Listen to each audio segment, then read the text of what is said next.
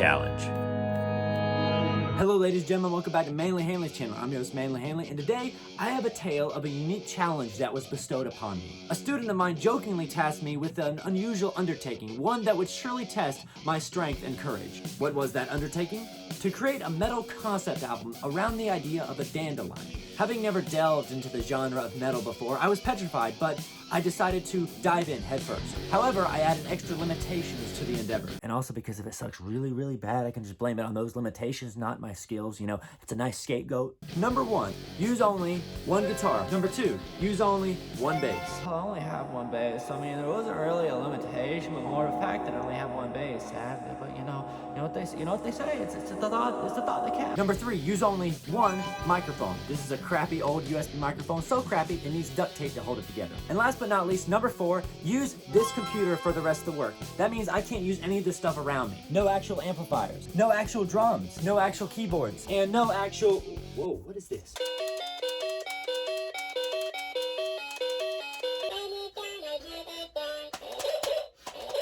I could write a song with this. Now, there is no set number to how many songs are in an album, but generally speaking, EPs are usually 4 or so tracks, give or take, and then LPs, which are like, the Big Daddy albums, are 8 or 10 or more. So I'm gonna go all in, and we're gonna make a 10-track album. And hey, why not add a time limit while we're at it? Around 2 weeks to 14 days from when I start the album is when it has to be complete. So there's the challenge. Make an entire metal concept album around the idea of a dandelion with the minimum gear required and the minimum time required.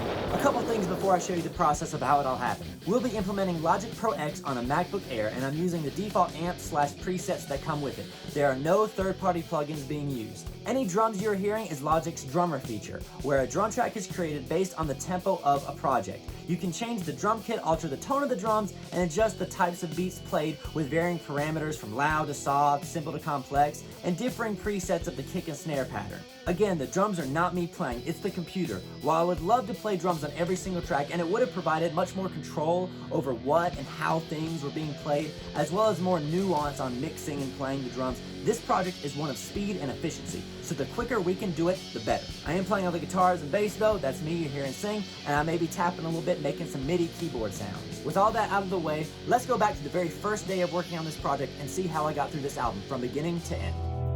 Part 2, the process. It's currently 10:18 at night on Thursday, June 17th, okay? And I just came home not too long ago, and I just said, you know what, I'm going to do it. Now, I decided to do a couple things first. I decided to take some tones into mine. Now, it's metal, so I don't know how many of these tones will be actually used, but here's one tone. It's like a bit of a clean, and I'm using my PRS. It's not an SE, it's a Korean PRS, but it's fine. It's my most versatile guitar, so that's kind of why I chose it. But if you tap the coil, tap it. I'm used to using solely like amps, tube amps, stuff like that, but don't have that. Here's kind of a light drive.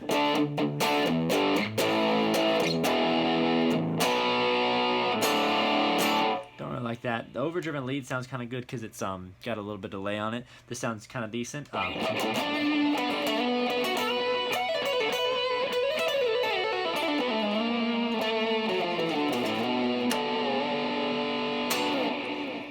Not too bad. And then now this is the one I'm having trouble with.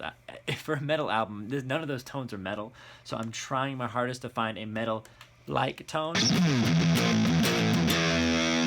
Too flabby, so I'm going to work on that, and I'm going to kind of catalog my journey and see what I can do. But again, this is very much a run-and-gun thing. So literally I just came up with a very short riff, and I'm going to record it right now, and we're going to make that the basis of a song.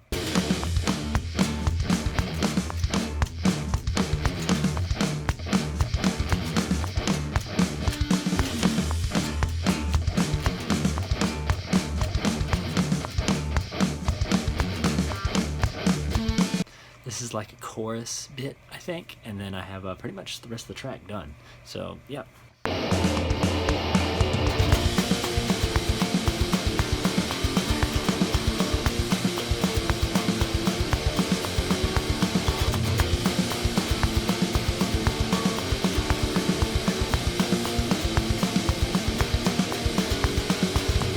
That I think we have the first basic track done. I'm pretty sure we're gonna name it at the end of every session. This one is called Fallen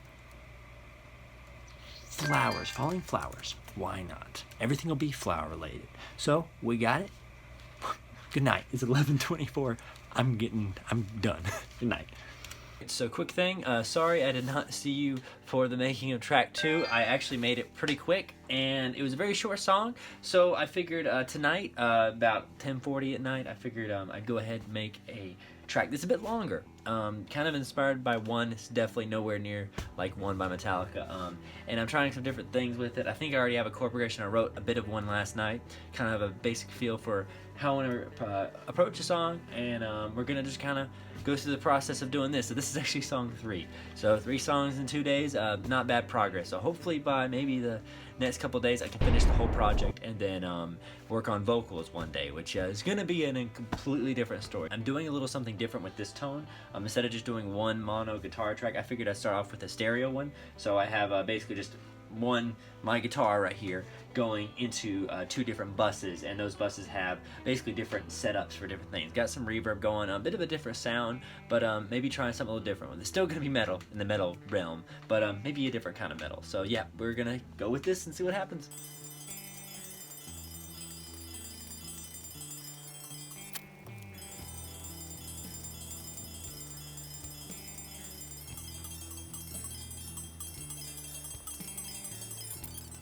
So we have the beginning right now done, and actually a verse and a bit of a pre-chorus bit. Now we just have to find a heavy chorus, and I'm trying to come up with this like melody line. I only have a little bit right now, kind of like a little lead guitar thing that kind of harmonizes with the riff. So that's what I'm currently trying to figure out. This song's taking me a little bit longer than normal, so we may not have 3 done by the end of day 2. We may have 2.5, but either way, kind of liking the way this one sounds so far. Right, I think we may have to call it quits. It's about midnight, and I've gotten past the first like verse. I kept on working on a lot of melodies for the guitar parts and trying to do like dual harmonies and different things like that for different things. So I'm just gonna stop here. Probably I may work a little bit later, but I probably won't document it. So yeah, 2.25 song done. So oh well, 2 days work. That's not bad. So I guess we'll see you tomorrow. Okay, so day 3 right now, June 19th at 5:20 p.m. Doing something a little early and doing something different. Instead of actually just jumping into the process, I'm gonna start going back to some of the old tracks and actually trying to come up with some melody ideas and maybe even some lyrics a little bit, just because that way it's a bit more streamlined. And don't worry, I'm not using any of the resources that are available in my shop. Not gonna use any of the microphones or anything. Just come out here to sing, just because it's a little embarrassing to do it inside the house with people around. So I'm not gonna do it there. But eventually I'm gonna have to get the vocals done, and that's gonna be the part I'm probably the most worried about. I can kind of fudge my way on everything else, but the vocals is something that I'm about to find a workaround for. So we're gonna work on melodies. You're not gonna see that because I'm not showing you me working on my singing stuff. Okay, so after about 15 minutes of working, I actually have a bit of the melody and the rhythm of the melody and the actual, how the notes are going to be, not the lyrics, but I at least have the melody of the vocals on how I want them to do for 2 songs. So good work. Now I guess we'll just go back inside, and later tonight we'll try to finish up track 3 and maybe get started on track 4. Quick update, got a good chorus and a little bit of a harmony to go along with it, maybe for a second chorus. So we're gonna record the first chorus, get the second verse going, and then do another chorus, and then do some kind of instrumental outro thing. So we're getting there for song 3. 11:19 at night on this day 4. We finished song 3, and now we're maybe have the intro and part of the verse to track 4. So we're gonna try to get track 4 done fast. We'll see. This has got to be one of the weirdest songs I've written, because it starts off in 7 for the first couple bars or so, which is what I wanted. Then it goes to this cool section in 6 that sounds really good, kind of like a chorus vibe. Then it goes back to 7 for a verse for a little while. Then it goes to a bar of 4 as like an interlude section. And then it goes back to the 6 chorus section. Then it goes back to 7. Then it ends in 4.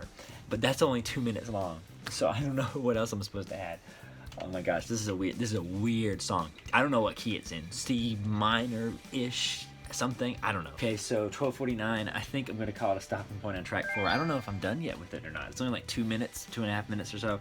I feel like it needs a little bit more, something else. I don't really know what else to do with this one. The sucky part is we're going into day 5 now with nothing written. Usually about every day I've always written something kind of in preparation for the next day for me to help start it, but this is the first day where I don't have anything. So tomorrow will be from scratch, brand new. So we'll see what track 5 has to bring us tomorrow, I guess. So see you then. Okay, so track 5, day 5. It is 9:55 at night, and I'm trying to come up with a riff to go along with this drum beat that I pulled up randomly on here. I'm starting to get creative fatigue, I guess is the only word to say. 5 songs in, I just don't know what else to do, and I have about 5 more to go. So we may have to call this one kind of basic. We may have to make it simple and basic, kind of silly. This whole album is kind of silly, but still, I don't really like it because it's just kind of like a basic 1-4-5 progression. I may have to do it. It sounds silly. I may have to do it. I wanted to come up with something kind of chuggy. My alternate picking isn't really great. I'm a little sloppy with alternate picking, so I'm not 100% sure about what I want to do with that yet. So we have 2 options: stupid blues or sloppy alternate picking. So a bit of inspiration just hit me. I thought of maybe instead of just doing it straight, kind of like a blues thing, I could kind of inspire a bit of like the old school kind of Van Halen thing. Granted, don't misquote me here. Does not mean I'm trying to sound like Van Halen, or I sound even anywhere close to that. He's a god in the guitar playing community, obviously. But I'm gonna try to kind of channel that vibe, that kind of sexy kind of a 70s vibe with maybe some tap strumming. Maybe even try to emulate a little bit of the recording techniques where, you know, if you know anything about early Van Halen, especially Van Halen 1, they usually had a guitar in one speaker and then reverb in the other and the bass right in the middle. And that was pretty much everything they had with the drums and singing. So we may try to do that instead. I may keep that blues progression that kind of I sort of played you, so maybe to kind of keep it simple in that regard, but I think we're going 70s metal route for this one. So I think we're gonna call it quits. It is now 12:20. I spent the past 12:21. I spent the past hour or more just trying to write a solo and perform it. I'm not great at solos, so when you hear this song, I'm sorry. I tried some kind of Van Halen-esque licks. Again, not trying to say I'm anywhere close to Van Halen, never in a million years. But I kind of tried some of the tricks that he does, like some tapping stuff, some bends and taps and different things like that. So we'll see how it turns out, but I gotta be done. I can't believe I spent that long on this solo. There's something I've learned with this process is if you want to do it fast, you just have to run and gun, and you really can't think about a lot of it. The chord progression, I didn't really think hard about at all. But the solo, I spent way too long on. But I mean, I guess 3 hours, 2.5 hours on a solo, or on a song, not bad time. So yeah. Song 5 somewhat finished, so we're halfway there. Okay, so as you can tell by my surroundings, we're not in the same place. Took a little mini vacation, so I don't have any of my recording stuff. I have my acoustic here, so I can maybe write some stuff still, but because we're on a mini vacation, I'm gonna have a couple days where I'm not gonna make any progress. However, what I did do, I spent the last little bit just kind of listening to the tracks and seeing them, and actually I kind of like the way they're differentiated and just the different vibes each of them have.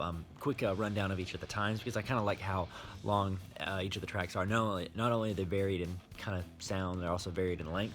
Song 1 right now is 2 minutes 24. Song 2 is 1 minute 21. Song 3 6 minute 22, which is a long one.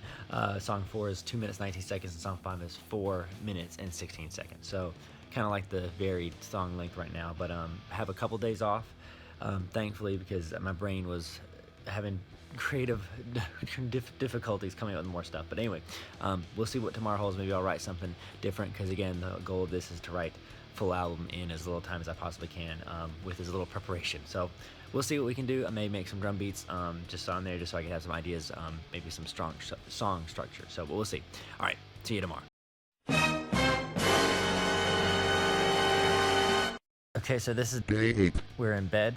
I don't have 7 songs made, but what I did is I actually worked on something else that may be coming out, and also I actually think I may have wrote a little riff idea, kind of the synthesized kind of thing that I worked on. So we're gonna hopefully be able to work on that tomorrow. Fingers crossed. So we need to finish about 4.8 songs. We're gonna do it. We're gonna do it soon. Thank you. I'm going to sleep. Okay, so we're back. I'm going to be working on that kind of synthesizer track that I worked on. Got a little bit of a heavy riff going. Trying to think of a verse in an odd time. But a quick gear note. Before I was using, a 16-channel interface, a Tascam interface. Pretty cheap thing. I really used it for mostly my studio, and it sucked bringing it out here every time because it was huge. It was kind of cumbersome and annoying. So I wished, there was some way I could get you know, some interface that was smaller. So actually, while I was down there, I found this at a couple music stores I went to. One was called Rusty's Cool Guitars, a lot of great boutique guitars and stuff like that. Another one was I can't remember the name of it, but I bought some drum heads there, had a huge selection. And then the last place was called Music Arts, and I found this Focusrite, a little 2-channel interface. I got a nice deal of a microphone and a pair of headphones with it. But big thing is I can use this. It runs off of just the USB that plugs in the computer, so you don't have an extra cable, which is what I had before. A lot smaller, a lot more compact, so I can easily use this in lieu of that huge 16-channel interface, so I can leave that in the shop. I felt like this was cheating a bit because, I technically said the point of this is to spend next to no money possible, but I'm using this in lieu of that, so it doesn't really matter. It's not like I'm using the 16 channels anyway. I'm only going to be using one channel at a time, so I don't know. I felt like I cheated a little bit, but I don't think I did. Okay, so I think I finished the 6th track, I believe, so I'm going to work on writing just an idea maybe or two for the 7th track so I can have a little bit ready for tomorrow, kind of like how I did it towards the beginning, prepare a little bit for the day ahead. Okay, I think we're at a good starting point. It's about 12 o'clock. I spent the past maybe 30 minutes, give or take, just kind of coming up with different riffs, different ideas. I got a good couple ideas down. Don't know if they all fit into one song, maybe multiple songs, so I think we're looking good right now. So, yeah, on to the weekend to see what happens on the next day. Day 10. I'd also like to apologize for not recording a lot of the process of this too much. It's a little bit of a pain for me to kind of hit record and then sync it up with the audio with this, just in general. So I haven't been doing that too much because of just the speed at which I'm trying to do this. Hopefully at the end I'll do something, where I'm talking a little bit about each track and maybe talking about the process behind it. So that's the plan. Anyway, we're continuing. We're literally minutes away from finishing this Rage Against the Machine style track thing. I've got to stop though because I was playing bass with my finger because that's what the bassist for Rage Against the Machine does, at least I guess when I see it live, and I haven't played bass with my finger in a long time and I have a blister now, so I can't play anymore, at least for the time being. So I'm gonna take a bit of a break, stop here, and I'm hoping to finish this pretty soon, and then I'll get to work on another track. So yeah, going good, going strong. Okay, so we finished the Rage style track not too long ago. The solo is completely weird. It doesn't make any sense, so I don't know. I may go back and re-record some bits. I may not. I don't know. I had to play a pick on the bass the last section, like chorus section, just because my finger couldn't do it because of the blister. So anyway, we're gonna move on to a next track. I don't know what track number we're at. 8. I think this is the 8th track. I really don't remember. We're gonna try to make it metal, try to make it fast, and just go for it. So we'll see what happens. I don't know. My brain's having a little bit of trouble processing, so give me a second. 3:14. Latest I've stayed out working on this, but good news is one of the tracks is pretty much the entire structure is finished and the guitars are recorded. Other track that I've been working on, it has actually got a decent start and an interesting sound. So yeah, so we officially did maybe 1.7 tracks a day. Great job. Good night. See you tomorrow. Okay, so day 11, I think. We just got done with track 8, I'm pretty sure. Sorry I didn't record any of it. I was trying to get really deep into different parts. I'm trying to come up with different little solo bits. So yeah, anyway, long story short, track 8's done. We're going to try to jump onto track 9. It's earlier than usual, so that's good. We are almost there. So close, so close. All right, so I believe track 9 is finished. It's mostly kind of heavy sounding for the most part. It kind of ends a bit odd. I may add a solo later on. I'm not entirely sure, but I'm done. Track 9 is pretty much done. Holy crap, we have one more track to do. I'll see if I can't start the process, like the writing process for it, and we may even get started on it. We're almost there. Well, then we gotta do vocals, which is an entirely different story. So sing a little bit. Okay, so I worked a little bit on a possible track 10. Right now I'm kind of aiming for a thrash metal kind of thing, kind of fast. Not really good at alternate picking, so it's good for me to practice this. Got a bit of an intro, but I want to stop right now, take a little bit of a break, and hopefully get back to it. Maybe we may finish most of track 10 tonight. Who knows? So yeah, be back in a second. Okay, so this is day 12, I think. Last night I didn't really work on anything else further. I just kind of listened to all the previous tracks and just kind of fiddled with some things here and there, changed some sounds around a little bit, tried to get it to sound a little bit better here and there. But today, actually, we're going to focus on mostly is working on melodies and vocals and maybe even some lyrics for each of the songs. And then what we're going to do is we're going to try to finish up the final track, and so that way the next couple days are just set aside for actually recording the vocals, as well as just getting the finishing touches on it here and there. I haven't even done any album art yet, so we got to do all that, and yeah, we're going to continue today. I've got a headache, so I'm going to try to sing what I can, and what I can't, we'll just have to move on to another day. So yep, keeping on, going strong, and we're almost there. We're this close, but we're still far away. Okay, so a little less than an hour later, it's about 4:49 right now.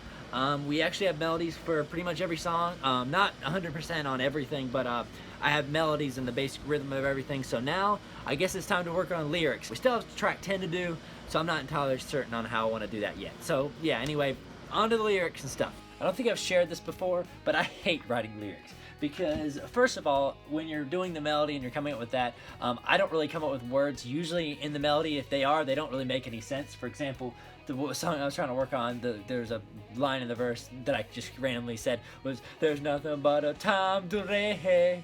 Just what's to re?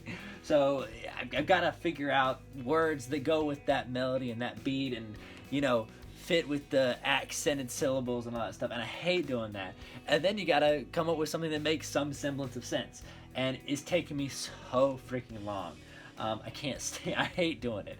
So this is probably gonna take a lot longer than I thought, and then the performance is gonna take a while too, because you know I don't sing great, so I'm gonna have to really hone in on the notes and getting the performance right, especially some of the screaming sections. So we'll see what happens. So anyway, we're gonna go back and we're gonna try to write lyrics to this. Yeah, fingers crossed, and wish me luck. Okay, whoops. Didn't really record anything last night. It's now 1 a.m. right now, this day 13, I think, technically. Last night I really did do a lot. I kind of chilled out, took a bit of a break, watched a documentary, Metallica documentary called Some Kind of Monster. It's available on Netflix, so if you're interested in any of that kind of stuff, the behind the scenes stuff, very interesting. But decided to work a little bit today. I had some other things to take care of music wise, some different things. But I did get a chance, I've been getting a chance recently to kind of work on lyrics. We're almost done with all the lyrics, so then hopefully we get to do the performance soon, and I'll be recording that too, and you'll get to see every bit of suffering that I go through. So yeah, after yesterday, especially after doing some of the vocal takes, I completely blew out my voice, and it sucked. So I didn't do any of that today. I just kind of chilled out, took a bit of a break, and working on lyrics and stuff right now. So we're gonna keep going with that, and yep, that's it for day 13. I'm going to continue working, hopefully get all the lyrics done, so that way tomorrow I can focus on the performance. We still have to do the 10th song. I still haven't decided what I want it to be. Something completely different, something the same, I'm not sure. So we'll see when we get there. Anyway, have a good one. All right, so day 14. Holy crap, it's been 14 days since we started this. We have most of the lyrics done. I'm gonna say like at 90%. Got one more song to finish the lyrics for. We still have track 10 to figure out. I did not get a chance to do that yesterday, last night. So what we're gonna do right now is I've got my little crappy USB microphone with duct tape on it to keep the little thing on, and we're gonna work on recording vocals. I don't know how long I'll be able to do this for. I'm hoping I can at least knock out 2 songs or more in this one sitting. I have no idea how long my voice will hold out. Okay, so I'm gonna take a bit of a voice break. I've done about 2 or 3 songs. As you can tell, I'm having trouble. I did some like death growls and some screams and different things like that. And clearly, I need to work on them because I can't do them very efficiently. So we're gonna stop. We're gonna take a minute. We're gonna take a breather. We're gonna drink some water. We're gonna chill. But yeah, so we got maybe 2.5 tracks done. I don't know if the vocals sound good at all. I've got no idea. So it's super hot in here too. Anyway, we'll be back after the voice heals for a second. Okay, so I just spent the past like 30 minutes or so literally just working on a solo, trying to write it, trying to play it right, and listen back to it, and I hate it. So could be one of 2 things or both things. Number 1, could truly suck. Number 2, I just need a break. I'm gonna take a break either way. But quick note, today I did actually get a bunch of vocals done. I completely screwed up my voice. A lot of parts had a lot of aggression to it, a lot of growl, and I don't really know how to do that very effectively with my voice, so I threw my voice out for a little bit of time. It's nothing serious, just kind of dry and stuff. So I did get some vocal tracks done. I'm not really happy with vocal tracks. I think that's just gonna be how it is, just because I can't sing. However, I'm thinking about releasing a purely instrumental one and then one with vocals, just because I don't know, some people may just like to listen to the music side of things. Anyway, taking a break. See y'all tomorrow. Hopefully day 15 will provide more things to occur. Okay, so we're back after a bit of a break, day 15. I have been doing vocals a little bit. My voice is sort of healed up.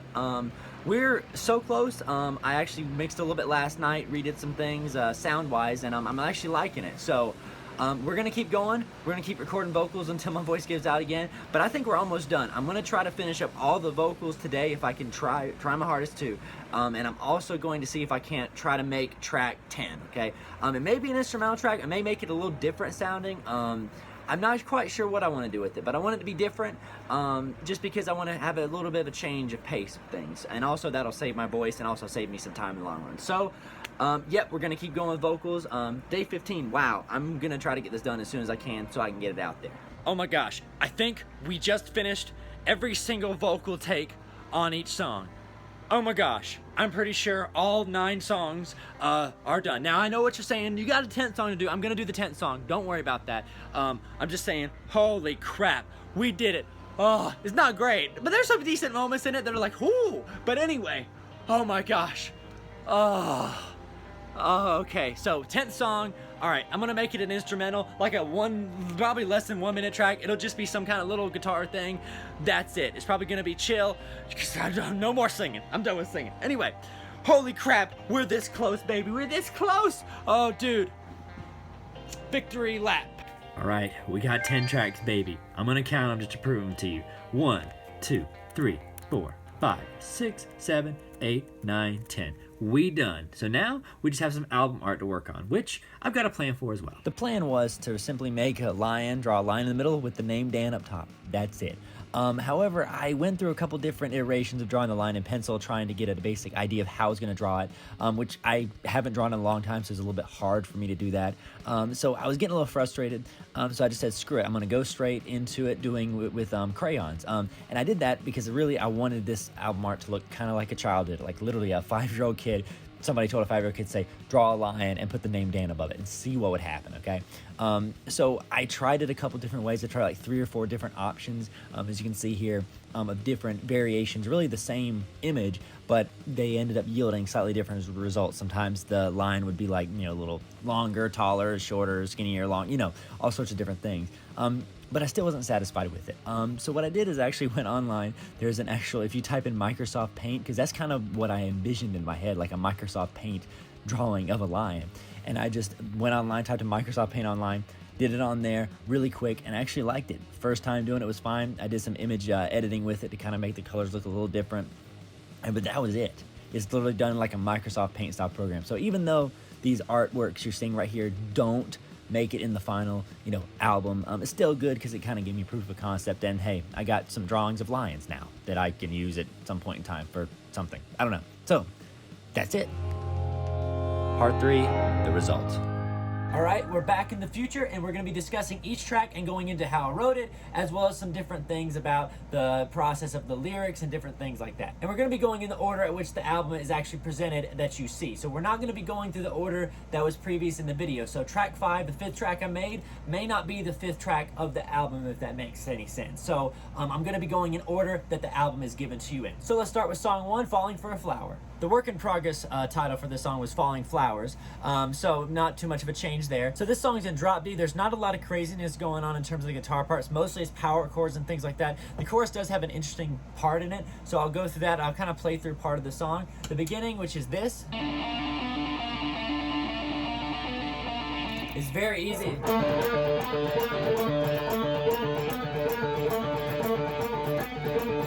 And the riff, when it actually gets started, this part, is really the same thing, except in playing on this string right here, I'm playing it down here. And that's pretty much the whole beginning part of the song. Now the cool part is this next riff that I like that happens right around here, over the solo part.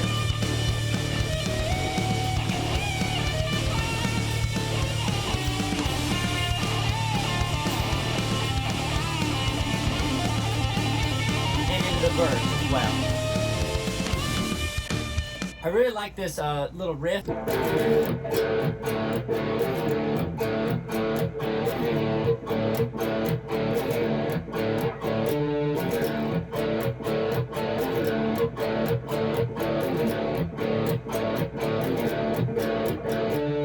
It's pretty simple. It's just these, and then I hit harmonics on the 5th, and I think the 3rd fret. I'm sorry, I don't think I hit that one right when I was playing it there. But the solo I can't really replay because I don't remember. I was kind of emphasizing, kind of almost imagining this is like an E or like a D song. I don't know how to describe it, but like almost like a harmonic minor kind of thing, like a G harmonic minor sort of thing. to where, is that right? Ooh, I don't remember off the top of my head. Yeah, like a G harmonic minor kind of thing where the... I don't quite recall how to play it. I know it's up here is what you play pretty much. I'm sort of playing that with some D minor kind of blues type thing, so it's not really any certainty on how I played that part. But that's the verse pretty much. It just kind of adds, starts, with the part, there's palm muted section of verse, this part right here.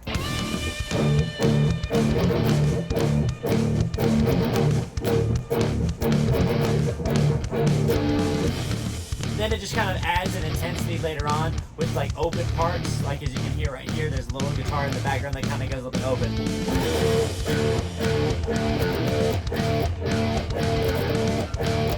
Kind of adding intensity. And then eventually it goes open later on, but just straight up.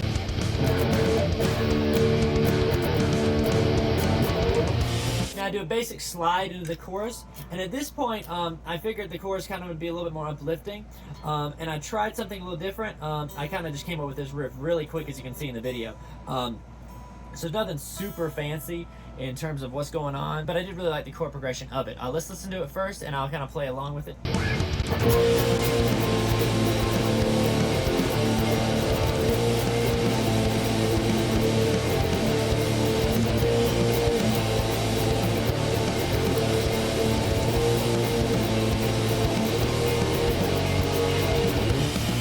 Then we go back to that little again, and it just kind of repeats from there. I like the chorus because it's kind of like a B add 9, a B flat add 9 chord. Is that right? Yeah, B flat add 9 chord. So kind of an F major chord really, but in first version with the A in the bass, and then it just kind of goes to a D5. Just kind of really emphasizing the metal part of it. And I like that, but then I was like, I wanted to add something a little bit weird, so there's that chord at the end. And if there's something I really like about certain, you can kind of see in certain tracks of mine that I've written, I like to do things that are a minor third apart. So I knew this chord would sound, like if you listen in context.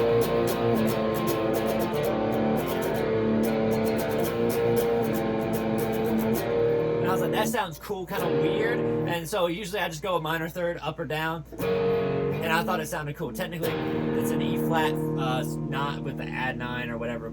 I don't know the technical very well. So like an F sharp something. So yeah, I just thought it sounded cool. And I think it works. So really the song just kind of repeats from there. Again, for the verse riff, and then adding intensity at a certain part. Then back to the chorus. And that is literally that entire song. So that's the musicality version of it. The bass isn't really doing anything interesting. It's really just mirroring the guitars. It's in drop D as well. And there's really nothing else about the song that's any different. However, I'd like to talk about lyrics, so I'll read them to you. So, here we go. I was so outside of myself when they found the one, beside of a slab of concrete, all alone on the ground. A piece of me I did not know was gone, a piece of me in awe. I didn't know it would fill the empty, a hole dug deeper by time. So that's the verse. It's what it's about. You can always draw your own conclusions from the song. Literally, it's about my kids finding the flower on the ground, and it's a joke saying, "Wow, I was in love with that flower." As if you didn't watch the Dandelion video I made, it kind of started the whole idea of that. Then you need to watch that. That's literally what it's about. It's about a story of a guy that falls in love with a dandelion. Wow, very deep. And then the chorus is literally just saying the same thing. It's like, wow, I didn't know I had this side of me, because I never knew that I would find this side of me again. I never knew that I would find this side a way to a new piece. It's just saying, bruh, when I found that flower, I was a happy man. And then I was so outside of that time when they found the one, saying that, I didn't, again, like, wow, I didn't know it's amazing. Beside of a rocky dirt road, I found myself in a film. Literally, I was beside of a rocky road in the video, and I was in a little film, like a little video. Literally, take it literally for what it means. A right to be an electric me. I just thought that sounded cool because it has, it kind of reminds me of like a video, like, you're in a video, so you're not you're kind of like a little heightened you, like an electrified you, and also you're on the internet too, so you through the airwaves or whatever. I don't quite get it. I thought it sounded cool. Right to be an electric me, right to have some joy, just saying I'm having fun. Last line should prepare you for the rest of the entire album. What do words mean in melody? Just as much as you see. Literally what it means is what do these words mean in this melody of a song? Is as much as you see, as much as you want to have it, okay? So literally that's what this whole album should be. Whatever you want to make it, it's whatever. It's dumb. I literally wrote every song about a flower. So if you want to take a deeper meaning behind it, go for it. There's a couple songs here that kind of have a little bit more meaning, but yeah. So that's the work in progress title was Falling Flowers, but that is the making of Falling for a Flower. Let's move on to track 2. And we're on to track 2 of the album. This one is called Grand Old Time, or the work in progress title of it was called I Got the Blues, Dandelion. Very simple song, very based around the A blues type scale, is with some different inflections here and there. But there's one thing I learned about metal was literally just do a half step movements and stuff, and it sounds kind of cool and things like that. So I kind of really leaned into that with this song. Notice I'm not really going into detail with how I did it because it is very simple. I'm just loading up amp presets. As you can see right here, this is just kind of a basic amp preset. I did some EQing to different parts of it. I'm not going to get into all that. The basics, and I apologize I didn't go through this at the other one. Basics of how I recorded all this is usually I had 4 guitar tracks almost for everything. Usually I have a really heavy track kind of here, and I'll play this for you just so you can hear. Kind of in one speaker, then another speaker, and then to kind of meld it out, to kind of not make it sound so harsh, I usually added another set of guitars that were maybe a little bit less distorted, like this. Kind of more mid-rangey, I guess, just to add a bit of different sound. So 4 guitars traditionally for these songs. Not all the time do they have 4 guitars. Sometimes they only have 2. Sometimes they have more than 4. Sometimes they have, there's one song that has 6 guitars going at the very end chorus. It totally depends on what's going on in the song and kind of what I'm feeling. But again, I'm not going into all that because that's kind of the same thing for every track. About 4 guitars, most of the time they're panned left and right, and there's some slightly like less than all the way left and right. The drums are again a preset done that just gets created from the tempo. I'm usually messed around with different little things, as you can see right here. And this is what I mentioned about the different settings of everything. Like you can do, you can change different parts, the percussion, the hi-hat, pattern, different things like that. So I'm not going to get into that each time. I'm not going to be like, this is what I did here, this is what I did there. Probably not. The one bass thing that I used the most, and actually the thing that I ended up using the most, was a certain amp stack. It was this specific one that looks like it was based off of sorry, I pulled up the wrong thing. This particular one, though, it looks like it was based off of I don't know what kind of amp that would potentially be. It says high octane stack. I used between that one and the turbo stack for most of the distorted tones, the heavy distorted tones. Then for the lighter distorted tones, I use this Marshall, like this plexi type thing, this modern plexi type thing. So anyway, I'm not going to get into that because that gets way in the weeds. Let's talk about this one. So noise right here, pretty simple.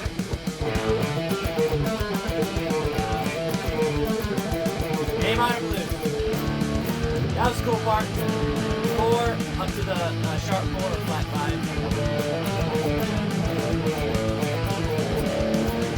5. Then for the chorus is again kind of simple. Like I said, I've learned really quickly that moving down, half step movement. Pretty much what I did.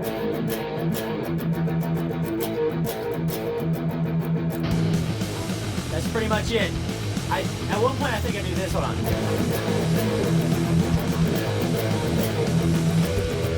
Yeah, I hit that.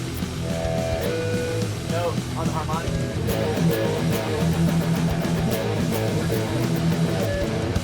Then we go back. One thing I did like this a little bit different about this one, in terms of the bass here. I love the bass sound, and I'll show you kind of what I played for this part. Verse is pretty straightforward. I'm just kind of playing basic parts.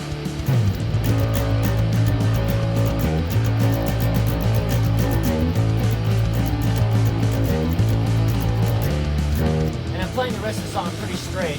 There's one part of the second verse that I really like. Let's skip to that real quick. Same thing.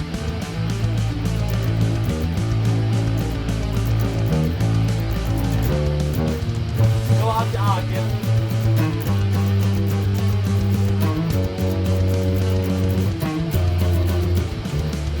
I really like that because what I'm doing is one, minor, 1. Flat 7, kind of very, I don't know, Stairway to Heaven-ish, I don't know. I use that a progression in actually a song that I wrote with a friend of mine, but it sounded really nice over that A note, that A, that A little riff going. But the rest of the song is the same. I go back to that little thing, except I do it open, and that's the song. Lyrically speaking, let's read it. All right. Stand in the warmth of gorgeous sunlight, shaded from a man in black. That's literally just saying the little dandelion. This is the perspective of the dandelion and its purtiness, as you can see, perspective of dandelion and its beauty is literally in the sun. It's shaded from a man in black. I was wearing a black suit that day. Easy as that. Placed in a box within a fake ground. It was placed in a little box, and the ground that you saw it kind of going into wasn't real. It was I did it with like some masks in DaVinci Resolve, so it's not real. A real ground is going into. It's fake. There you go. Viewing a sky so bright is looking at a bright sky. Easy. Roaming the free field, soaked in light, beauty of a flower, time inspired. Roaming the free fields is just saying I was in a field. Soaked in light, it's a very sunny day. Beauty of a flower, it's a pretty flower, a time inspired. I was inspired by that time. It was fun. It was a very inspiring moment because just, the video inspired this and all sorts of different things. Second part of the chorus, story of a classroom, just a crazy joke. My kids came up with this. It's a classroom thing, right? It's a crazy joke, literally. Simple short film. It's just a little video that I made. Dandelion's a little video I made. Grand old time. I had fun making it. Simple as that. Not a lot of deepness behind it. Second verse, running the touch of endless grass fields, shaded by trees afar. I like that. I don't know. It sounds cool. It's just saying, it's just saying, I don't know if it's talking about me running in the grass fields or it's talking about the little dandelion in the heaven that it's going to go to. But either way, there you go. Placed by the side of a rocky dirt road. Again, there's the thing about the road, the rocky dirt road. I was literally beside of one when I was filming it. Viewed through a screen through time. I like that line. It was so hard for me to say it. Viewed through a screen through time. It's hard for me to say it for some reason. But that's really just saying you're watching that video on a screen, and it's kind of whenever you choose to watch it. It's, when I make it, that product is, kind of extended time-wise. It's hard for me to explain that. But that's that one. That's Grand Old Time, or the work in progress title, I Got the Blues Dandelion. Let's move on to track 3. All right, song 3. The song is I Am Alive, and the working progress title of it was called Rage, because this is very much a Rage Against the Machine kind of track. As you can see, there's not a lot of stuff going on. It's pretty much 2 guitars. There's a guitar, it looks like over here. I honestly can't remember what. Oh, it's the solo guitar. There's not a lot going on. Bass and 2 guitars. That's it. I did. This is where I ruined my finger. I still have a blister on it. It hasn't healed up properly. I don't know why. But from playing finger bass with it. Really, this is a very simple song. It's just F sharp the whole time, just about. It's an F sharp minor. There's a great video with Tom Morello saying, when in doubt, kids, lean on F sharp or something like that. So I did exactly what the master Tom would say. But this song is pretty simple. I'll kind of play along with it. I'll play the bass part first because I like the beginning. It's got a lot. It's kind of interesting. It kind of has this major thing, but then it kind of goes into this thing with this sharp 4. But anyway, I'll play kind of just the bass part of the intro because you can't really hear it too well. Just kind of adds a bit of a texture in the background.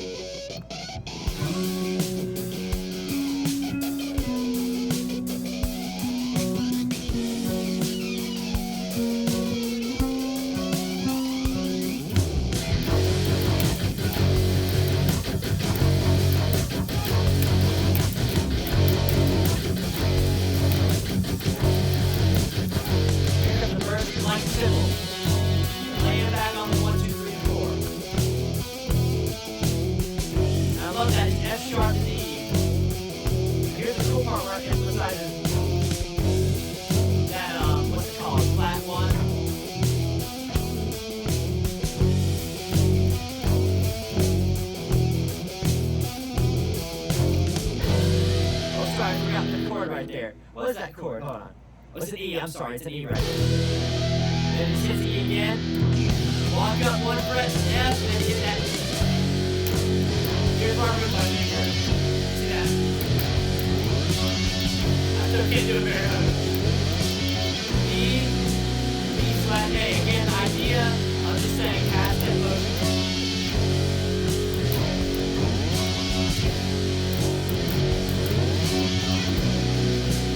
Back to it.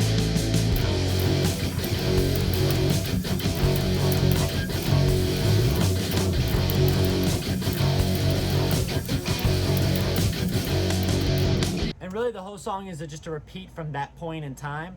Not really anything else happens. You know, again, really, it's just emphasizing F sharp pretty much the whole time. The only variation is going to that E, you know, the flat 7 if you're in F sharp minor, then the F note, which kind of implies like a harmonic minor kind of thing. Just I figured I'd do that because I remember this kind of happened in one of the Rage Against the Machine tracks. And that's pretty much the whole song. You know, again, really leaning on F sharp. Again, half-step motion, kind of drilling in the heaviness of it. Guitar-wise, I did kind of like what happened here. I can't really play the whole part because of the fact that I don't have a whammy pedal. The whammy pedal, it's funny, because I was using everything digitally. The whammy pedal is actually built in. I actually had to automate the ramp up. If I can hit this button right here, you can see during the chorus, if I click right here, pedal position, you can see where each of the times it moves up. Just watch.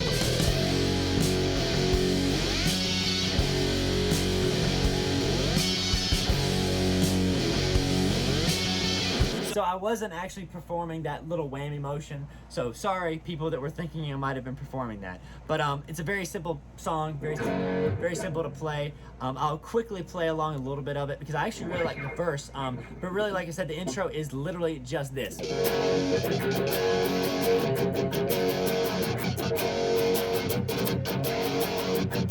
a phaser, I might add. That's the whole thing. I kind of opened up more towards the end and have a lot more open strings ringing out towards the end, as you can hear coming up right here.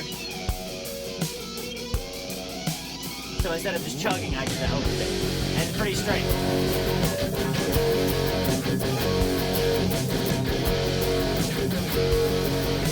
But then the verse, I really like. It's kind of weird.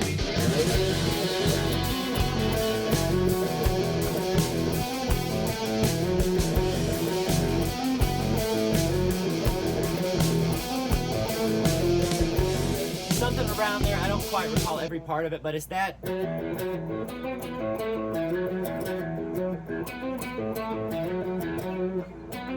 Again, really emphasizing that flat 5, which is something I've learned again with metal. Half-step motion, flat 5s, perfect. You got a metal track. And again, really the rest of the song is pretty straightforward.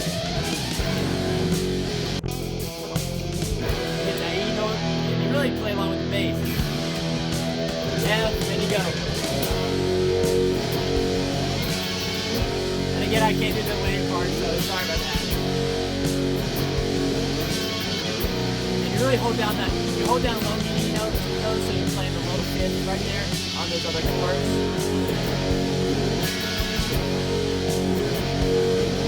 Right here. Now, solo-wise, I really can't perform this solo to save my life right now. All I know is I used pretty much heavy phaser. I think it's a phaser, maybe even a flanger, but it's really just a lot of, you know, with what I'm really hitting is an F sharp minor chord and an E chord. So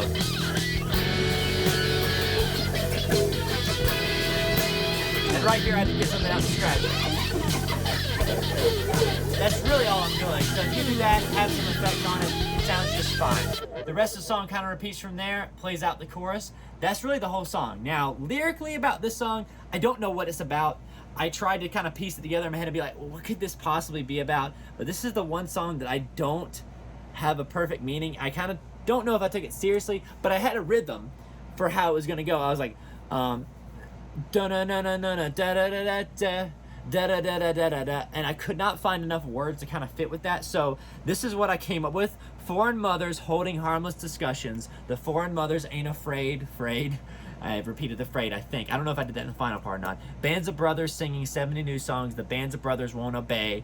Older covers warm a worrying young man. The older covers are estranged. Other lovers farming karma till sunset. The other lovers give away. That verse, I don't know really what it means. I kind of chose words that were like, almost like, I don't know what the term, I don't know what the word is. Alliteration, I guess, when the first letter of a word is the same each time. You know, bands of brothers and then singing 70. You know, different things like that. Foreign mothers holding harmless. Warm a worrying. Farming karma. Farming karma is more of a rhyme-ish. But I really don't know what this is about. It's just kind of saying, like, you know, it's kind of a revolution-y type thing. I don't know why, but that's what I hear when I hear, like, bands of brothers, farming karma. I don't know, it just sounds interesting. I don't know.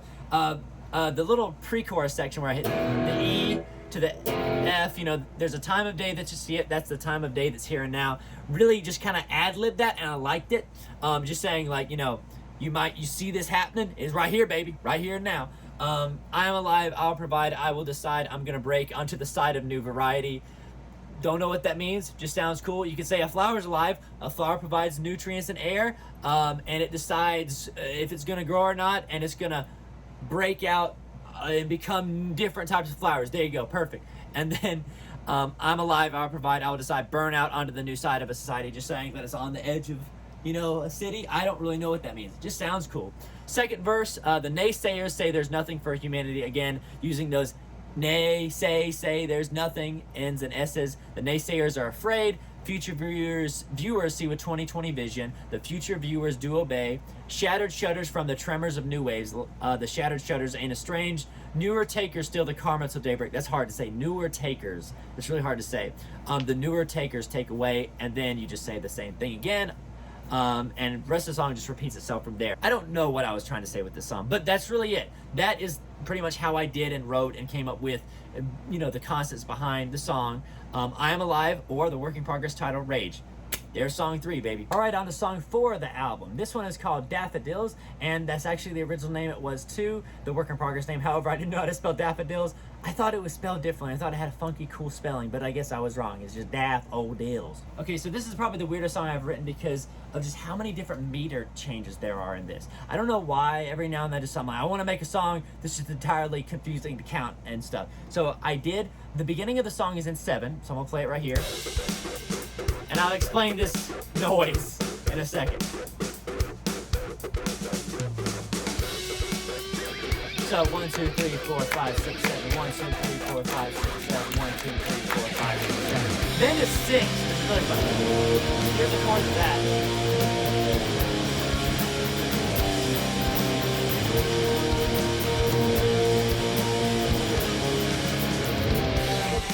Actually, there I hit this one. Some kind of harmonic there, but those chords there. Now, technically, if you're gonna be theory-wise, I was emphasizing a C minor type thing. That doesn't make it C minor. It would be like C Phrygian, maybe. But I was really emphasizing that note wouldn't be in C Phrygian, but whatever, it's fine. C something. Now, in terms of the effect of the beginning, this. It's hard to describe this sound. I discovered it by just messing around with crap. It's really just the pedals that are making it work. It's this setup right here. It's a ring mod with a drive, with it going into a distortion, going into a Leslie, I believe, like a Leslie type thing. I think that's the order at which it goes into. Ring mod to like a treble booster to that. That's pretty much all I'm doing, just hitting open notes and then I think for the parts where it builds it, I just hit something up there. But that's pretty much it. Without it, this is what it sounds like. Weak, so weak. But with it, weird. And those notes, I think it's this. And I just keep going. I love that progression.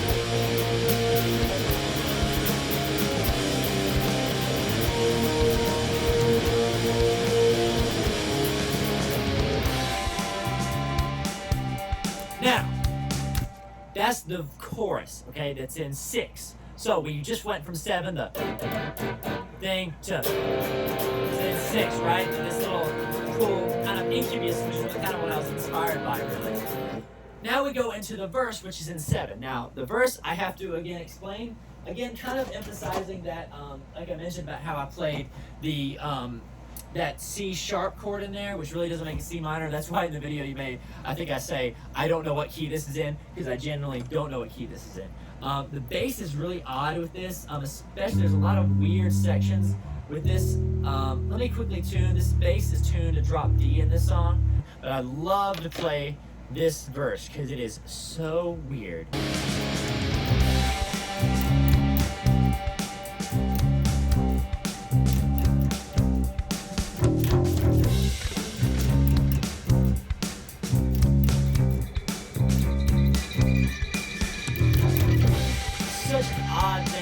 play. It's so much fun to play.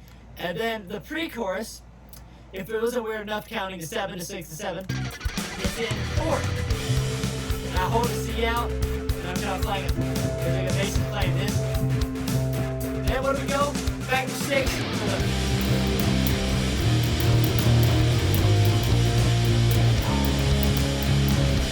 Bizarre. Then what do we do after that? Back to 7, baby.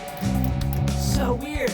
I don't know why I came up with that. And the structure is even weirder. So I play this.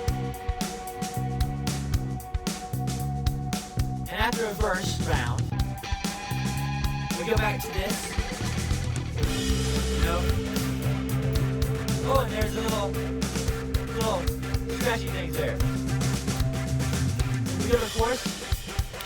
No, we go to that. We end on the pre-chorus thing. Makes no sense. I don't know why I came up with that idea. But again, I love that bass line.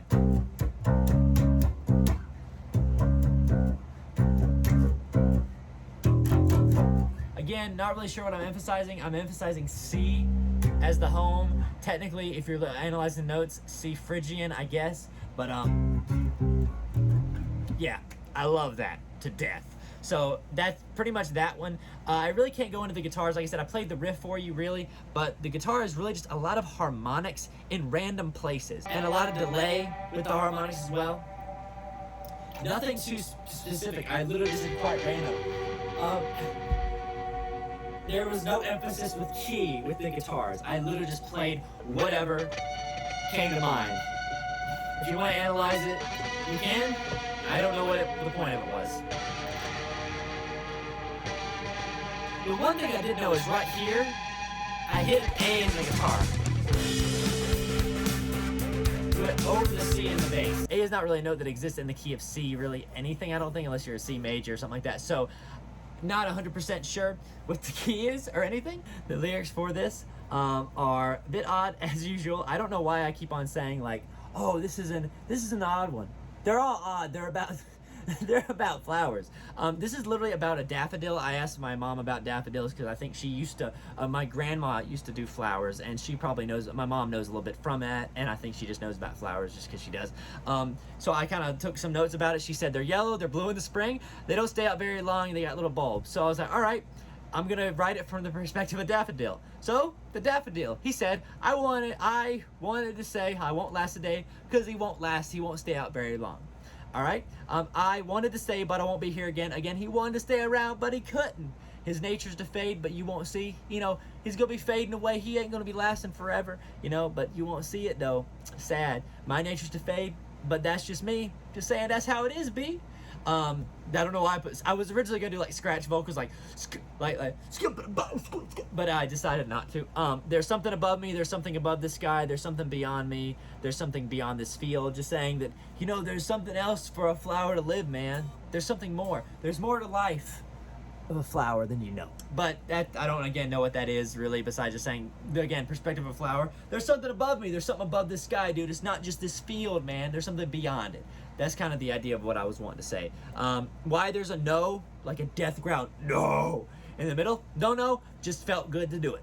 The second verse, I wanted a holy field. Just saying, I usually like to use the word field a lot in this, and holy sounds like a cool field, so it's a good field. I wanted to be a different me, I think is what I say. This one says flower. I think I said I wanted to be a different, no, I said a different one. Just saying, man, I'm a daffodil here. I don't last very long. This kind of blows, man. You know, I want to be something different. I want to last longer. But that's the perspective of a daffodil. At least that's how I took it. So, that's it. And here's one of my personal favorites, Song 5, Hydrangea and the Shine of the Day, or the work in progress title, which was just Hydrangea, okay? So, this one, I really like this song just because of how quick it is and how quickly I pushed it out. Bit of a different one, though. You have to put the capo on the 4th fret, really, to get the ideal, like, pickingness of it. I just did that just to kind of get a different key, because a lot of the stuff was in E or different things like that. Well, I say that. Past 3 songs were in an E. The past 4 songs were in an E. But either way, I wanted to do something different. I love the riff of this song. I like it a lot. Very simple song to play. Really just playing off of E.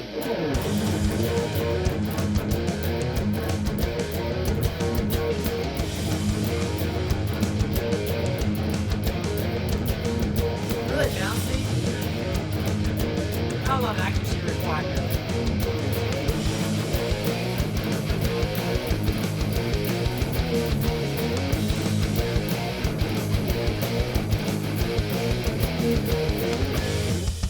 And that's pretty much it for the verse. And I don't know what that's considered really. I really like this track because of the space it gets. Really a bit different, you know. And then different verses. Really emphasizing that it has that motion.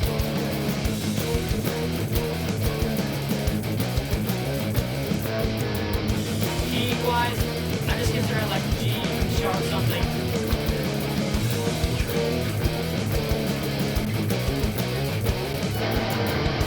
Solo. Again, G sharp minor, really.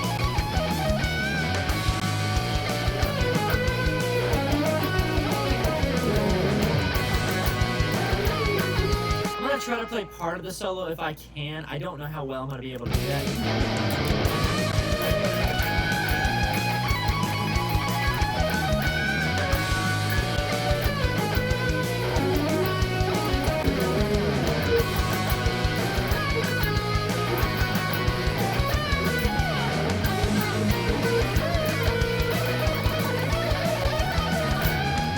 I don't quite remember it exactly. I boiled over that one. Again, just really. And really just repeat that riff again. You know. Radiate. Evaporate.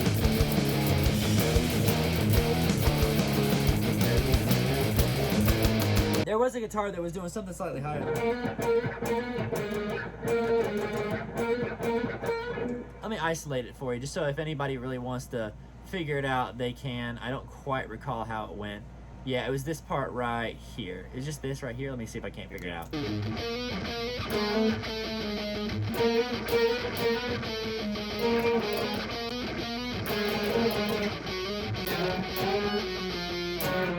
Yeah, I can't quite recall. Something like.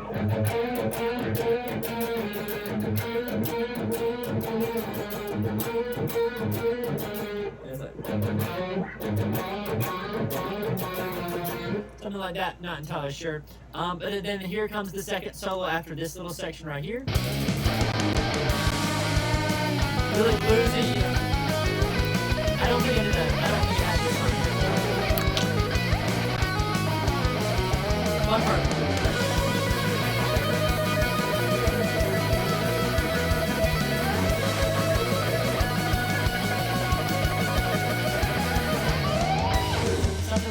I don't quite remember the solo exactly, I'll be honest, I'll be 100% honest with you, just because of just everything. I don't quite remember how to play it at all. I could probably play it if I sat down, but this solo in particular was one I really stressed over for some reason. I guess just because I really wanted it to sound really cool. I do like the ending section of it, you know, the ending, like the little... Oh, that sounded bad. It's really nothing special.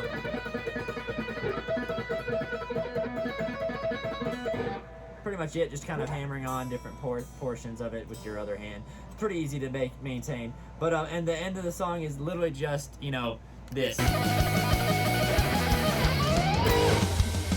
Just playing G sharp 5 technically.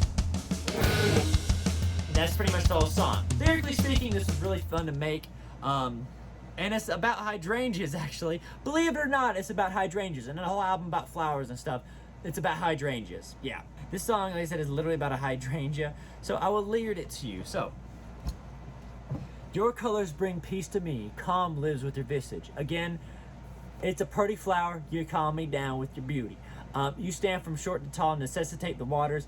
Saying, I think I looked up hydrangeas. It can grow really short or really tall, like bushy, like really big bushes. It just depends on the water, I think, or something like that. Or I think it depends. I think based on their life, really depends on what kind of water you give it, or if you give it too much or too little. So it needs certain types of water, necessitate the waters. The chorus, the radiate part, radiate, permeate, detonate your beauty in the shine of the day. Just saying, go for it, baby. Your beauty's so pretty. And then saturate, liberate, propagate your beauty in the shine of the day. Literally just saying, I just came up with different words. They're kind of heavy sounding words, you know, radiate, detonate. Then I'm saying your beauty. I don't know, contrast, like some contrast. The second verse, you change it a beck and call. Ground dictates the image. You appear to be fragile and all, because your beauty is so grand. Saying that you can, I think I read somewhere that like these kind of flowers can, like I guess change fast. I don't know if this is about, I can't remember why I said this. Maybe it was about like their image or something. I don't know, but the based on the ground, like kind of look, depends on how it looks. Like if it's a good soil or something. I think you're to appear to be fragile. I remember reading somewhere, I think it said delicate, and it's just basically because I think people think they're delicate, but it's just because they're so pretty. I don't remember, but it sounded cool. Then you repeat the chorus again. The last verse, which is really the end of the song, your image bathed in summer's light, because you accumulate the rays. Just saying, you know, you're in the light, and you absorb the UV rays. Science. My 9 souls pour symbolic gestures. My heart is a warm embrace. I read somewhere that there's I think in Japan or somewhere, they talked about how something about the flower, like there's 9 dragons that pour something. You have to look it up. There's something about 9 dragons that pour some kind of water or something, and I just thought it sounded cool. And but really, it's just a symbol. That's why I said 9 souls, 9 things, pour symbolic thing. You know, it's just saying it's just a symbol, right? My heart is a warm embrace, just saying, I love this flower. Smooth varieties all populate our fields, and I read somewhere where they talked about the petals were smooth, just saying there's a bunch of different types of smooth flowers, and you know, they all populate our fields, man. The colors are such a sight to see. The petals are a classic beauty. Just saying, it's a pretty flower. This one literally, as with a lot of the songs, are about a pretty flower. Who would have guessed? And with that, that is track 5, Hydrangea in the Shine of the Day. Let's move on. And now on to one of my favorite tracks that is probably one of the dumbest ones I've written, as if any of these are serious in any way. But this one's the oddest one, because I started off in one direction. I had no idea where I was going to go with it, and I ended up going in kind of a Van Halen-esque route in terms of the mixing of it. Again, I think I said this in the video, I'm not claiming to be anywhere even remotely on the same, like if you know, if Eddie Van Halen is here and the human population is here, I imagine I'm somewhere down here in terms of my guitar playing skills. So like, I'm just saying in terms of the sounds I was trying to achieve. But this is a very simple song, literally a 1-4-5 chord progression.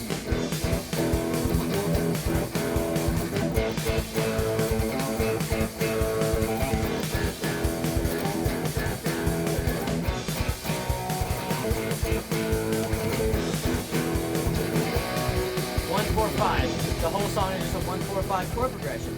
But the fun part was just the energy of it, really. And the little guitar things you can hear every now and then that kind of populate the song, really, is the fun of the song. Right here, I like this.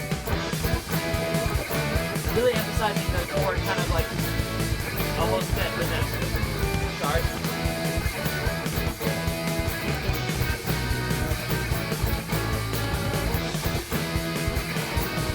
Really, it's just 1-4-5, like I said, but it's kind of ambiguous whether it's major, minor, kind of like blues. But the rest of the song repeats itself, and then it gets to the solo section, which I meticulously thought about a lot. If you know anything about Eddie Van Halen, you know his solos are absolutely out of this world. I tried to implement a little bit of his techniques in terms of his like two-handed tapping and different kind of interesting things where he bends things. I'll try to play along with it just so you can kind of see.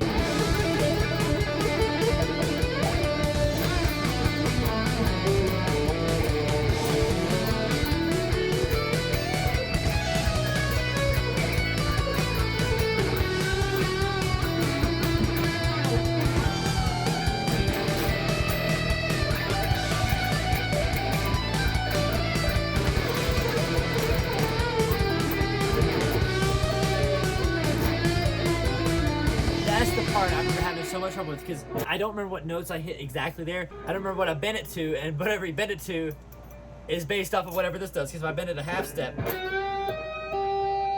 or if I bend it a whole, it's 2 different notes, right? So I don't remember what I hit there. But really, the song is just 1-4-5 with some cool little things added here and there. Lyrically, it was the most fun thing to write in the world. Let's go over the lyrics to Hay Fever. Honestly, this song was the funnest stuff to write in the world, because it was so dumb and I had so much fun writing. As you can see, there's a lot to write, a lot of words to fit in to this song. So here I am roaming through the fields, enjoying the sights and sounds of nature, darling, just smelling the roses and soaking up the sun, and laying in the grass all day every day, enjoying it all, if you know what I mean. But what's that in the air? It's gotten everywhere. Should I just go or stay? I'll be fine anyway. These eyes are getting blurry. Headaches, it got me worried. I got a cough from nowhere. What's going on, love? And I think I say, woo, or something like that. But the verse is literally saying, you know, I've been outside, you know, having great fun, and all of a sudden my eyes are starting to get you know, messed up. You know, I got a headache. I'm not feeling too good. What could it be? You know, and then I say hey, not with an E, but with an A. So he's got the hay fever. Today, you got to no again. I tried to come up with something more clever with that. I couldn't. It was just fun. I got the fever today, but we ain't got no Zyrtec, Claritin. The Benadryl's gone. It's all gone. So, again, somebody's got allergies. Fun song, dumb as heck. I think I don't remember if I put this in here. Go to the store and get me some dang allergy medicine, darling. I was gonna have that in that little middle section, but I don't think I did. Here I am blowing my nose every half second, sneezing my brain out. Why did I go outside, darling? Just trying to get some fluids down some fluids right now. Why did I go outside? I don't remember if I added all this. You know, my folks always told me to never go outside without loading up on some sort of allergy medicine, just to be protected, if you know what I mean, baby. But what's that in the air? It's gotten everywhere. I'm always staying in. Where's my dang medicine? And if you're wondering what's that in the air, pollen, right? Where's my dang medicine? These eyes are so dang blurry. Headaches a raging fury. My cough ain't gone nowhere. Where's my dang medicine, darling, please? Oh no, so I just say hey, then you repeat the chorus. So much fun. Last verse, she arrives with the medicine. And I like this one because it's just a talking verse. It's just fun. I gotta know if it's the right stuff. But then she starts talking about her trip to the store and all the traffic. I'm just trying to get rid of this. Come on, baby. She asks me how I am. I just gotta know if it's the right stuff. I tell her I'm just fine. Just need the goods. She hands me the bottle. I stare down in dismay. Absolute despair. It's not allergy medicine at all. I think is what I said in the final version of the track. It's anti-itch cream. No. Then you repeat the chorus again. Fun track. The title is what it is. It's about a person who is experiencing allergies. I have allergies like nobody's business, and I feel for this person that I wrote for. But that's it. That is track 6, Hay Fever. Fun song, silly as heck, but I had a lot of fun with it. That's track 6, Hay Fever. And now we're on track 7. This one is called Instrumental, and the working progress title was also called Instrumental. I always like integrating at least one instrumental track in everything I do. Most of my albums have at least 1 or 2 instrumental tracks, sometimes. And this was no exception. I wanted this to have it. Very odd thing at the beginning. I kind of decided to do like this at backwards guitar. It didn't end up exactly how I wanted it to be in terms of that, but I had a melody. What happened was I heard this whistling. I whistled something in my head, and it's really like...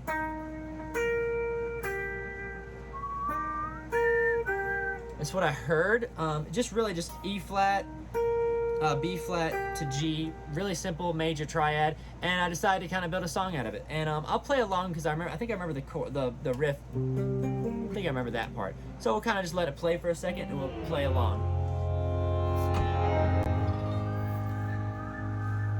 And my whistling was so out of tune.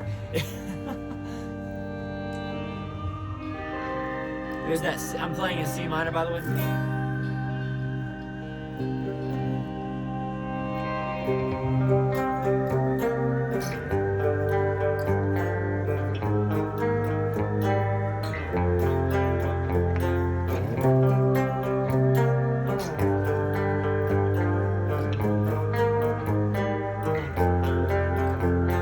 It's a bit of a reach, but really the chords are C minor, G minor, G sharp, F minor, the whole song. I love the harmonies here. I don't quite remember all of them because I did like 4 together. The main one is with some others up here, and it ends on a C minor 7, I believe. Really, there's really no, I don't remember the melody, like I said, except for those 3 notes, the E flat, B flat, and G. I think I remember doing, or something up here.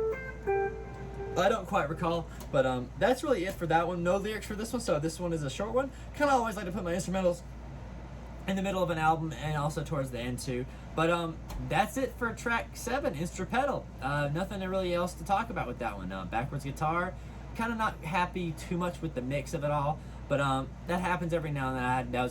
That was technically my last track I made, so that one was rushed like crazy. But yeah, That's instrumental for you. Let's move on. And now we're on to song 8, which is called Stigma and Style, which the working title was called One Pedal because I was very much inspired by One by Metallica at the moment. And here's a track, this is the longest track on the album, clocking in at about 6 minutes or so. Again, as I said before with the Eddie Van Halen thing, just like I'm not anywhere near as good as Eddie Van Halen, I'm nowhere near as good as any of the people in Metallica. So I'm not trying to say that, but I was trying to emphasize that kind of long song that kind of changed and evolved with time and things like that. That's kind of what I was trying to, emulate and gear myself towards. This song is really cool to play. There's a lot of different parts, a lot of tempo changes, even a signature change towards the end. But I'm not going to play the whole thing. I'll kind of play through parts of it here and there just because it is a lot. I'm not going to play through everything, but the main beginning, the whole song is pretty much an E minor type thing. Really just an E minor, 7 to G.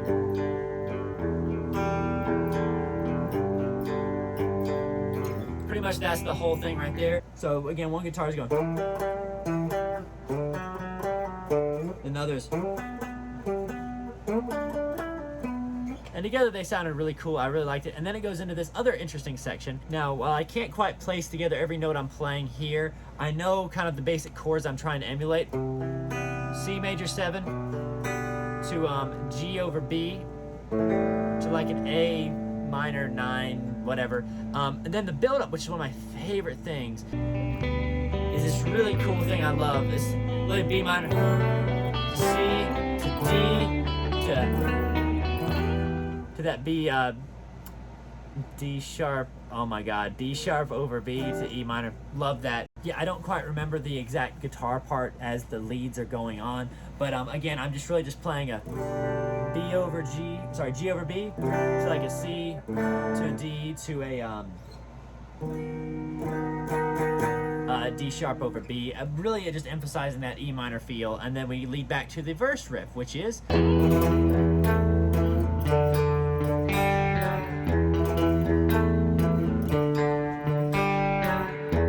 just E minor to D.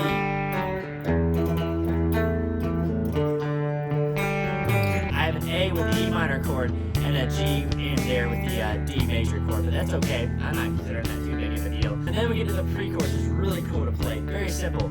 Really just one note.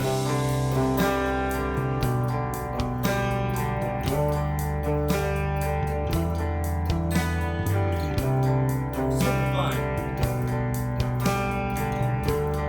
Then E minor.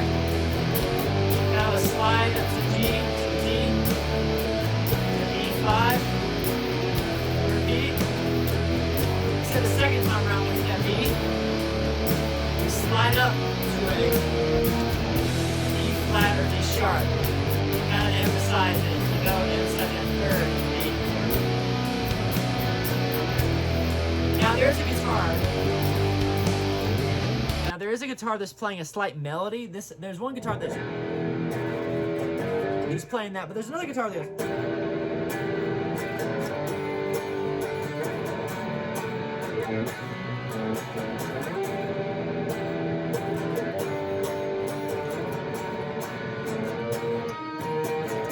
I believe something along those lines, and that doesn't really play a huge part in it. You can't really tell with the other guitar, but the second chorus around, it actually plays some parts in octaves to really emphasize that part. Is there less?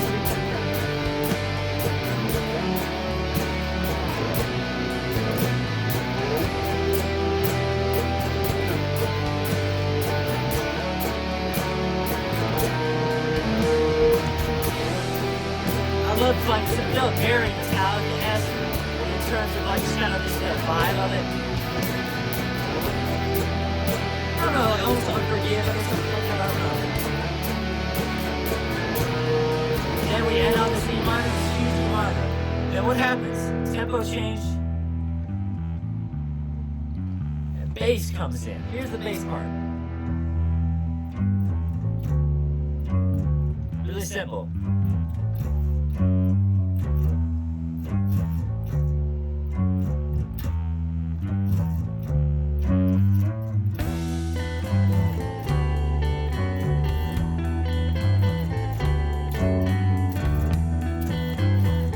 Repeat.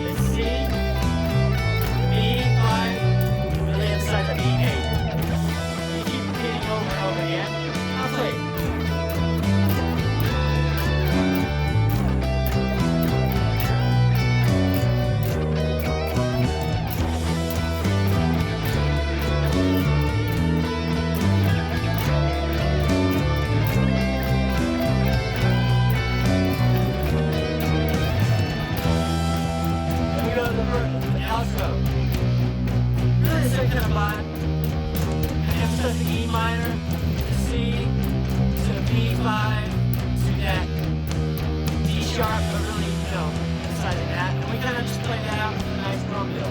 I don't remember this to save my life, but I can play the main part, I believe.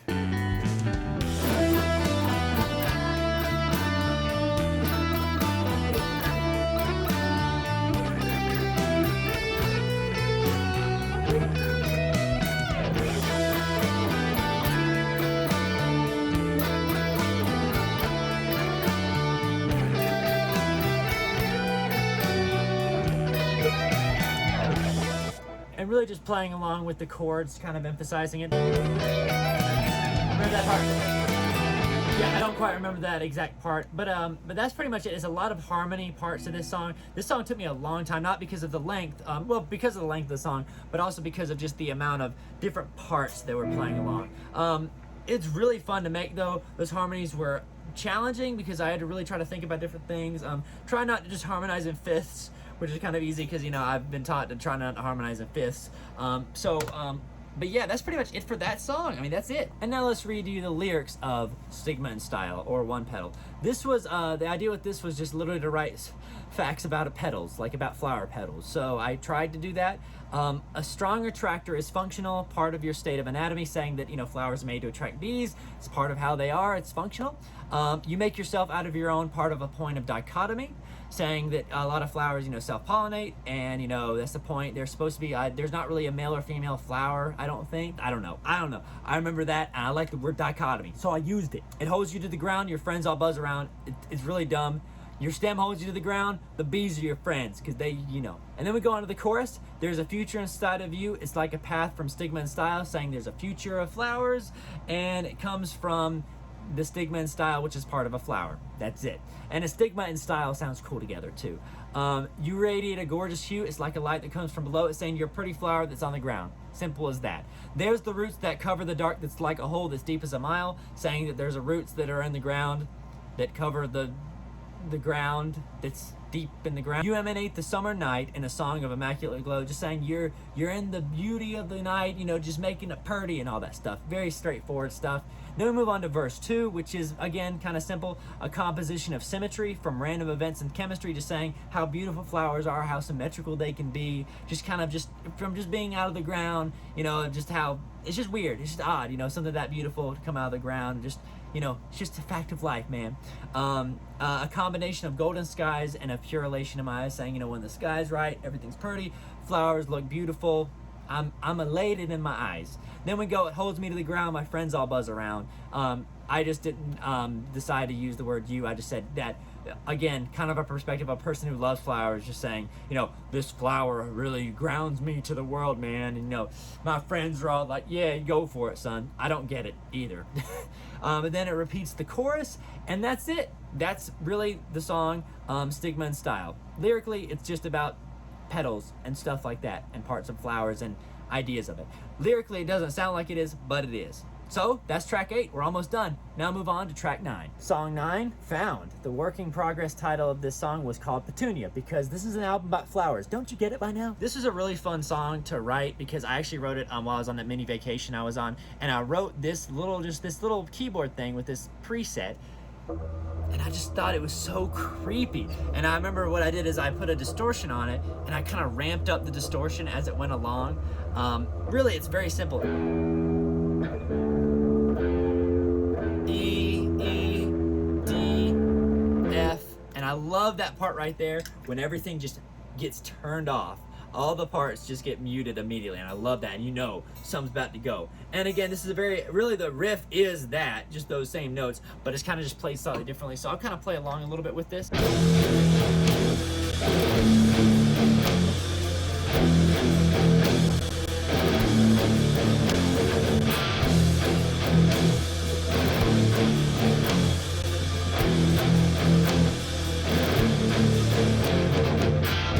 And I love that. Because in some heavy, really heavy tracks, they do that kind of stuff, you know, and it's very cool to hear that. But again, it really is pretty much it. That's the whole song, or at least that heavy part. Then we go to a verse that, again, as you can tell, I like doing things in odd times sometimes. So the verse is based in 6, and there's the bar 4 that's very strange. So I'll play the little thing in 6. It's just this. Very straightforward. But then you'll see the little mini section that is in 4 that's very strange. Here it comes. What is that? Let's go back to that. Let's see what the heck that was. And I think I hit that or something, but it's really,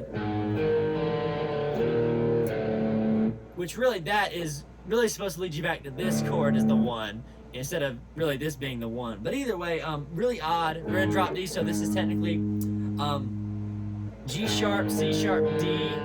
So it's kind of like a flat 5 thing again.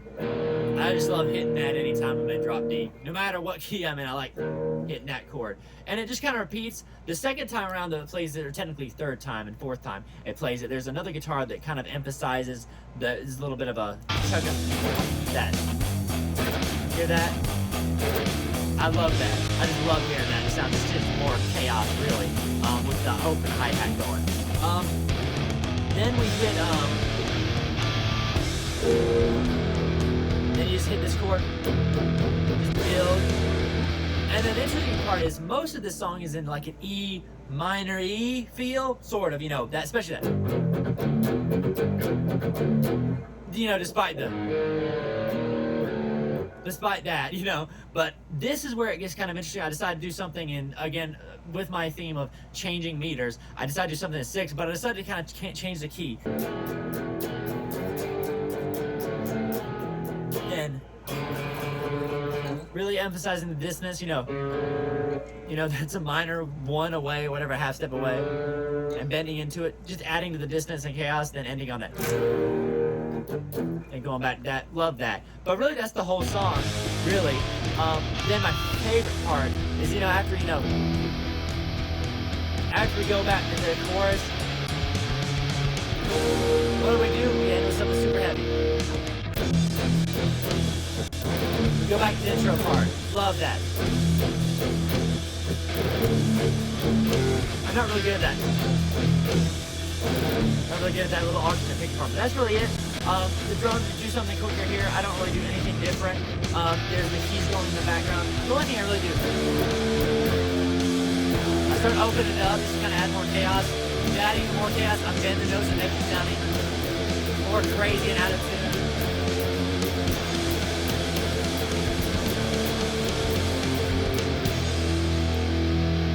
What I do like about this song is the fact that it ends with this little keyboard thing, this kind of just playing this kind of E minor triad. I love that. Love that little thing. But yeah, that's pretty much the whole song. Like I said, the song was called Petunia, so I didn't really have any vocal ideas. But really, the idea for the song, or for the lyrics of the song, came from just the sheer fact of, like, you know, when I'm coming up with melodies, oftentimes I just come up with something that sounds good and it fits. This was the case where it fit, okay? So it says, when I see it on the dark plain, I'll take what's mine. Where the wind below, that part. I don't quite know what it means. I have no idea besides something like just dark or something like that. I don't know. I really don't know what that means. Where the wind below is just something I said. I think that's technically a Rage Against the Machine song, Wind Below. But I don't really have any deep meaning behind that one at all. So sorry, I really can't add anything else to that. I really don't know what it means. When I find it on the high roads, I'll give what's yours. Again, I really, really don't know what that's about. I'm sorry. I wish I did. I'm split inside, no one hears me, here's the cymbals. That is more about, I think I did look up stuff about petunias, I feel like. I don't know what the beginning has to do with it. Maybe just about how, like, I think I read somewhere, like, petunias can represent, like, anger. Yeah, because later in the song I do talk about anger. Anger, and they also represent, like, soothing things, I think. I was just kind of, that's weird. But I don't quite know what the beginning means. But I'm split outside, meaning people viewed two different sides of me, or imagining that I'm the Petunia. No one hears me, hears the cymbals, just saying, you know, symbols don't mean anything. As I say later, I think in the song, anger, resent, soothing nature, never lose hope. Just saying that's kind of what petunias represent. I feel like I read that somewhere. And I actually like the chorus of this because it does have a deeper meaning besides just saying the petunia means whatever you want it to mean, baby. But it says, finally found you somewhere so deep in your head, meaning can't find you out there with so much dread, muting the noise of the ones outside your bed, finally found you somewhere so deep in your head. Basically saying, like, you can't find yourself by having other people judge you. You know, you can't, you know, in that second line, you can't find yourself out there and you know, with other people with so much dread and so much, you know, people being mean and stuff like that. That's kind of what that means. You know, muting the noise of the ones outside your bed, basically saying, taking what everybody else is saying, nope, not dealing with it. I'm going to find myself inside. I'm going to find who I am. For me, you know, for that reason. I like that a lot, even though the song's about a flower. I do like that. The second verse is kind of supposed to be a transition kind of thing. It's not supposed to be happier. When I feel it, I'll have what's mine. You'll have what's yours. Let me see. Let me read the whole thing. When I feel it on the deep sky, I'll have what's mine. We're the wind below. I don't know why I kept "We're the wind below," but it sounded cool. Does that not sound cool? We're the wind below. It sounds awesome. Maybe the idea is the petunias, the flowers, are the thing that carry us, the wind that carries us that's on the ground. I don't know. When I am it on the heaven, you'll have what's yours. Don't know what it means. I think I'm supposed to, maybe I was supposed to transit. I think I was trying to, like, kind of, again, contrast with the second part of the verse. I'm one inside, they all hear me, here's to it all. Just saying, hey, you know, I got it, baby, I'm fall together, I guess. I don't know. They all hear me. Let's see. Words of a text, talking symbols, they mean nothing. We're the wind below. Words of a text, not literally like a text, but like, you know, as you're a reading of a text, right? Like a book or an article or something. Just saying, you know, all these symbols and all these different things that say you have a meaning, they don't mean anything, right? You know, you can find yourself deep down. And again, even though, again, like I said, this is the freaking album about flowers that was done as a joke, it still got a deeper meaning every now and then. So that's really it for track 9. We're done. We're almost done. That was track 9, Found, aka Petunia. That was the work in progress title of it. We're on to track 10, the final track. Final track, Chrysanthemum, Caught in Circles. Or the working in progress title, Chrysanthemine. Again, I didn't know how to spell it, okay? It sounded like it had a fancier spelling. I didn't know how it was spelled. This is actually another song that's where you capo on the 4th fret. This was written shortly after Hydrangea. Hydrangea and Chrysanthemum were one of the last, two of the last songs I wrote. So I really kind of was, I don't know, I kind of wrote them side by side. This song is the most me out of any song of the whole album, okay? It's got very me chords in it, a lot of, you know, suspensions in it, a lot of add chords. Love this song's overall aesthetic. It starts with really simple thing, kind of, you know, emphasizing a B. I'm gonna maybe call it G. I'm gonna try to call it with the actual name. I may just use it relative to the capo to make it make more sense. But the chords are pretty simple. Really, it's just an E to a B minor to a C to a D type thing. Let me tune one more time. I believe this is also drop D, as well as as well as capo on the 4th fret. So just keep that in mind. So if I remember right, this is how the song goes. I'll try to play along with it. You know how to do that. So it's E minor, but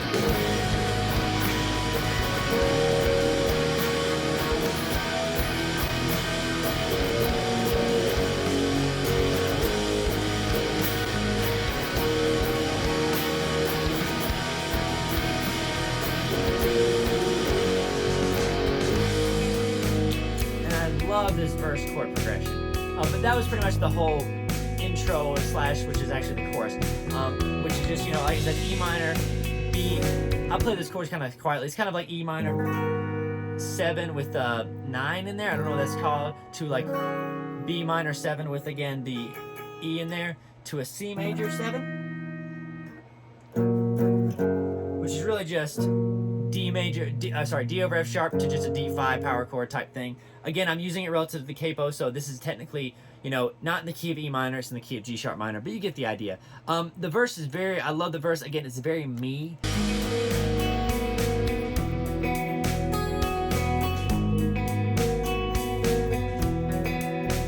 Something like that.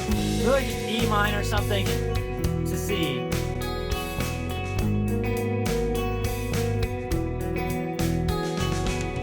Then in this other section, it kind of goes to this other interesting part that I really like to talk about because it's just fun. Hits this B minor type chord. Then it goes to this B major in first inversion. Then it goes really E minor, emphasizing really E minor to D major, even though technically there's no F sharp in there to emphasize D major at all. I considered it a D major type chord because it's kind of really, that's kind of what's emphasizing. So really, E major, D sort of major, really G, but whatever. To C major, and then it's, which really is a B minor 7-ish. There's no D in here. Actually, I think there is. I think I hit that D in there. But then it goes up to, again, really kind of cycling back to that B minor to B major thing to lead you back to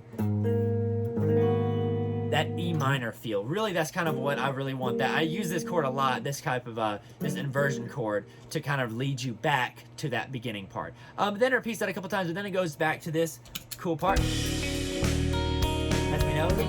And then we're really back to the beginning. We'll play the same chord we did at the beginning. That E minor, that B minor, C major 7.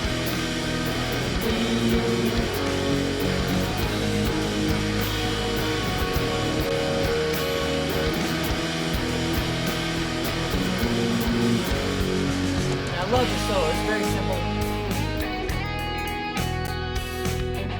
I'll try to play it.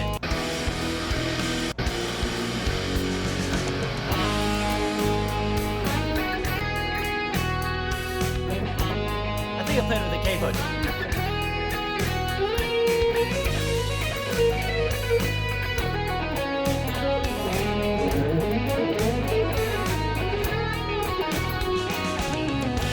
Something like that. I don't remember the exact run up that I did, but that's pretty much the solo part. And then it repeats itself. You know, it goes to the.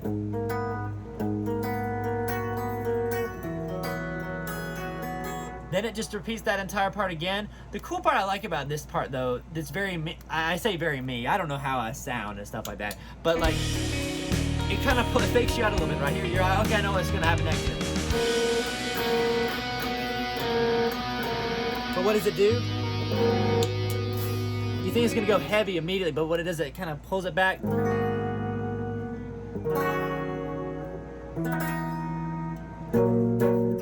Then it goes, after that, it goes really heavy. But yeah.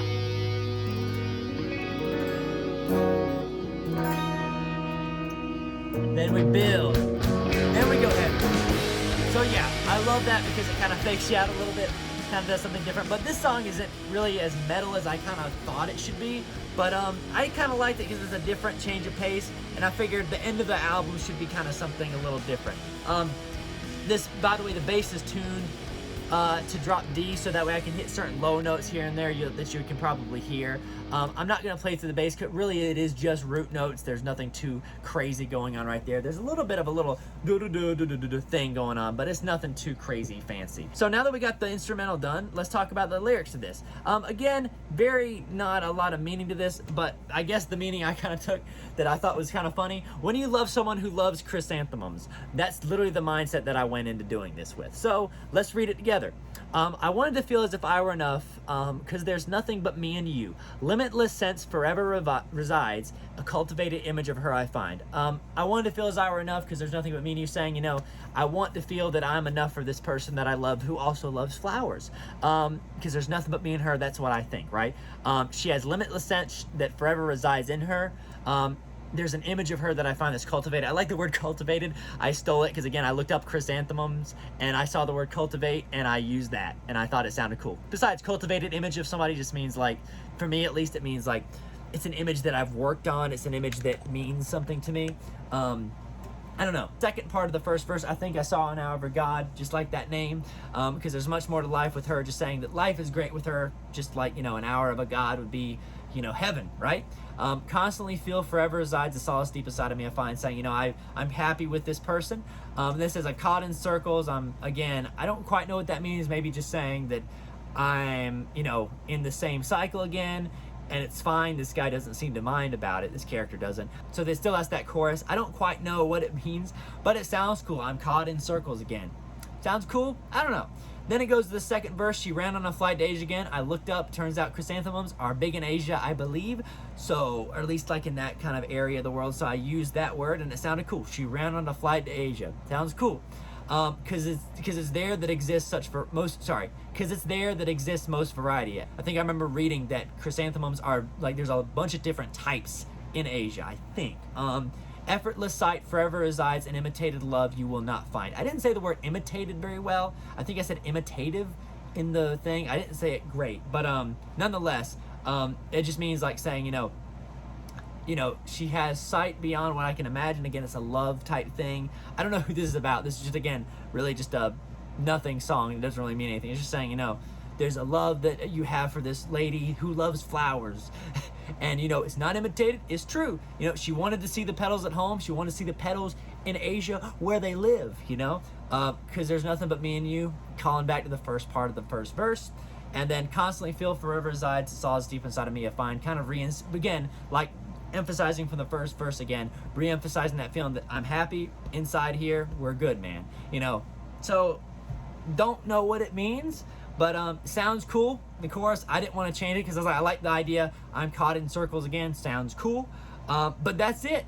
That's every song. We delve through every song. All right, thank you so much for watching this entire video. This thing's like over an hour, I think, based on the editing that I'm working on. Thank you so much for watching, and thank you for joining me in the process of, of this entire documentary in the making of the Dandelion album. I know this is a pretty silly project to choose to kind of do this documentary type thing with, but I figured why not do it and kind of show you and take you along with the process. I would like to apologize though for me skimming certain sections and kind of going too deep in other bits. I feel like I was kind of in a bit of a rush, especially at that last section of the video where I talk about the process and go over different parts. I was kind of doing it kind of fast, as you can see, in one sitting, so it was a little tiring, so I do appreciate your patience with me during that particular moment. There's not much else to say besides thanks for watching. Thanks for listening to the album. Maybe you took a second or two to listen to it. There's a lot of stuff on there, so if you just take 2 seconds to listen to one of the songs, you made my day. If this is legitimately one of my serious works of art, this would have taken me a lot longer than this.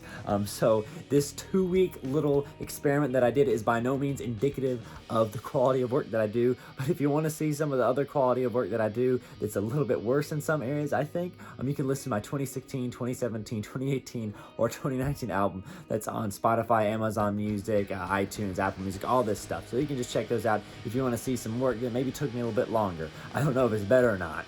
Be on the lookout for a 2020 album that's set to be released hopefully sooner than later. I'm still working on a lot of little bits and pieces of it, so still be on the lookout for it. Follow me on the Spotify, Amazon Music, all that stuff that I mentioned before. Again, thank you so much for watching and listening, and have a great one. I'll see you next time.